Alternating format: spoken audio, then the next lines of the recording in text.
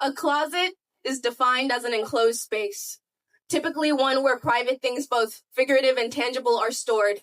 Clothes are expected to be in closets. One is expected to emerge from said closet wearing clothes, specifically in a way that is deemed acceptable by outside people for said person. People are expected to leave their skeletons in a closet under lock and key, and only to return to the closet when in need of changing clothes. You see, a closet is a sacred space in the religion of American capitalism. A closet isn't defined as a closed space, one where typically private things are hidden. This room that contains multitudes is small, suffocating, perhaps too small, but that's no worries because one does not inhabit closet. One only stores things in closet. Clothes are expected to be in a closet. One is expected to emerge from said closet wearing clothes, but only in a way that is deemed acceptable by outside people, and people are expected to leave their skeletons in said closet. After all, it's only the spineless that can walk comfortably in a fascist state. But at times, these skeletons grow restless, trapped in these closets. The unfed self can often be heard screaming. After all, this closet is a shrine to the hidden self, the one that must remain behind closed doors. Yes, it must remain behind closed doors, and one can often hear the screams of the unfed self crying in the closet. The American capitalist calls this monsters in the closet. But there are people who emerge from the closet as themselves, bringing with them their monsters, their dust bunnies, and their cobwebs, wearing on their bodies these clothes fashioned in unsanctioned ways or none at all. Capitalists call this coming out, conveniently leaving out who put these people in. These people are labeled as quarantine usurpers, endlessly and energetically revolting, or for short, queer. The closet is a sacred space in the art of forgetting. Forgetting is an essential pillar in the religion of American capitalism. And in a world that would prefer that you forget yourself, to be queer is to participate in a deep remembering. In a nation that labels us as a novel threat, we remember that our communities precede the creation of the American empire. We remember the countless indigenous cultures that recognize the expansiveness of identity. The Muhe of Oaxaca, the Takatapui of Maori, the Hijra of South Asia, the Sakrata of Madagascar, the two-spirit of the people who are indigenous to this land that we currently stand on,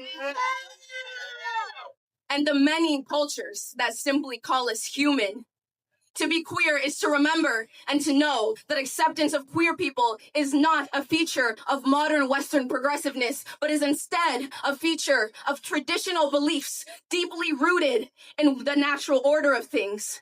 To be queer is to remember that we are but one of 1,500 species in which queerness is the norm, but we are the only one with transphobia and homophobia. To be queer is to be expansive, is to connect to the ancient part of us that understood that we are not to be contained, that these bodies are canvases, not to be policed into pink and blue boxes. To be queer is to awaken to the artificiality of the Western world, to recognize the closet in all structures, and to come out of every single one.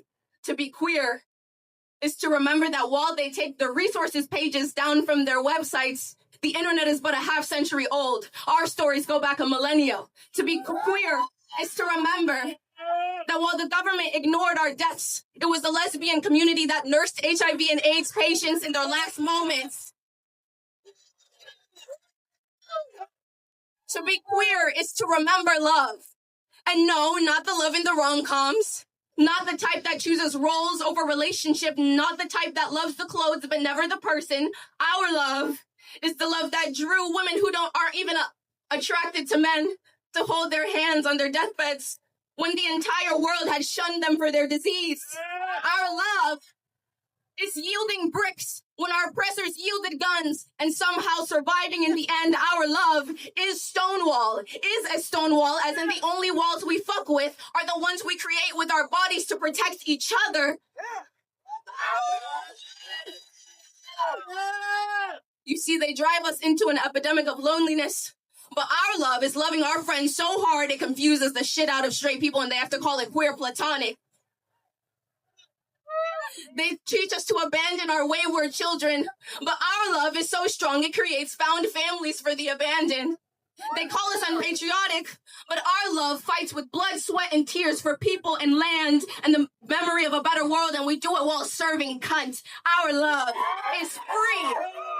Our love is free. It's freedom. Freedom from expectations, gender roles, constraints, and all iterations of the closet. Our love is freedom for Palestine, for Sudan, for Tigray, for Congo, for the U.S. Our love is decentering from love anything that is not love. Our love laughs in the face of made-up words like illegal and undocumented and all other stupid whining from politicians who would like to create a country out of closets. Our love is standing on our shit and standing with each other. Our love is ancient, has been here long before these borders were drawn, and will be here long before they are gone.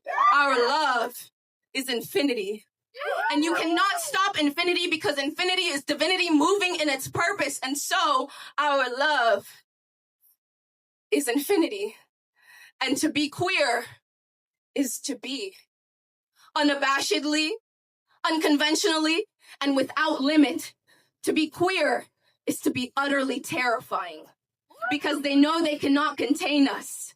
They shove us into closets where they expect us to dress ourselves in falsehoods. And yet we emerge ourselves, dragging behind us the skeletons they rather us leave in the darkness of the closet, in a world that attempts to distract us from our true nature. To be queer is to participate in a deep remembering of one essential human fact. We were not created for confinement, whether it be closets or cages or detention centers or the confines of a mind. To be loved and to be queer is to remember that not a single one of us is free until we destroy all there is to be free from.